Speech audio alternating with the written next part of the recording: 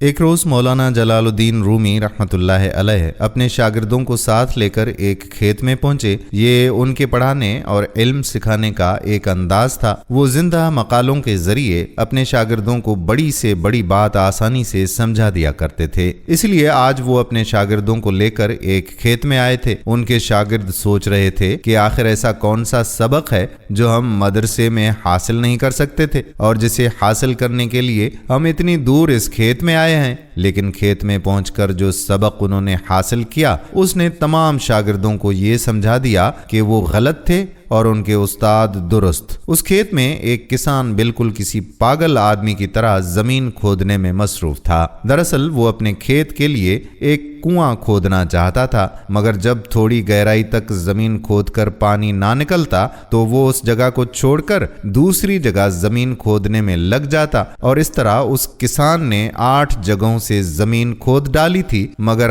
حاصل اسے کچھ بھی نہ ہوا۔ مولانا جلال الدین رومی رحمۃ اللہ علیہ نے اپنے شاگردوں سے پوچھا کہ کیا تم کچھ سمجھ سکتے ہو؟ تھوڑے وقفے کے بعد اپنے شاگردوں کی جانب دیکھ کر دوبارہ گویا ہوئے کہ اگر یہ آدمی اپنی پوری قوت، اپنی پوری طاقت اور وقت صرف ایک ہی کنواں کھودنے میں صرف کرتا تو ابھی تک کافی گہرائی میں جا کر اسے اپنی محنت کا پھل مل چکا ہوتا۔ ایک ہی جگہ اگر یہ کسان زمین کھودتا رہتا تو اب تک وہ پانی حاصل کر چکا ہوتا، لیکن اس نے اس قدر محنت بھی کی اور حاصل حصول کچھ نہ ہوا، جبکہ الٹا اس نے اپنا کھیت خود ہی اجاڑ دیا اور اسے مایوسی الگ ہوئی۔ اگر ایسی محنت وہ صرف ایک ہی کنواں کھودنے میں کرتا تو کب کا پانی حاصل کر چکا ہوتا۔ پھر وہ اپنے شاگردوں کی جانب پلٹے اور کہا، کیا تم لوگ بھی اس کسان کی پیروی کرنا چاہو گے کہ کبھی ایک راستے پر، کبھی دوسرے راستے پر، کبھی ایک کی مانو گے، کبھی دوسرے کی، کبھی کسی کی بات سنو گے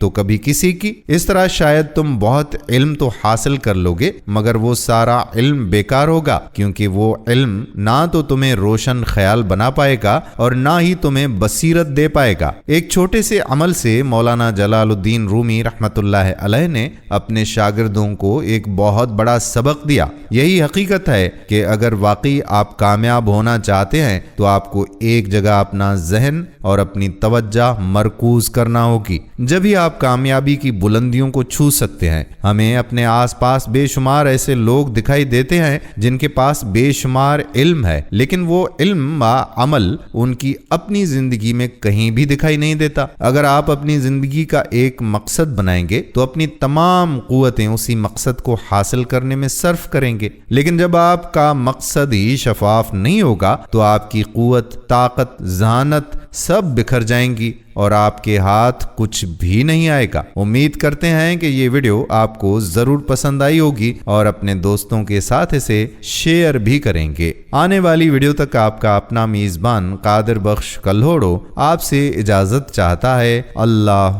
حافظ۔